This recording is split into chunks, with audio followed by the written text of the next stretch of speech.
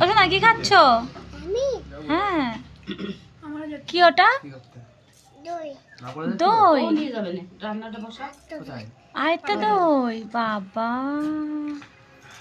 দুটো দই। না আমার কাছে নেই, আমার কাছে থাকলে ফুটে দিতাম। কি খাচ্ছ? আচ্ছা কি সোনা বলো কি আজকে?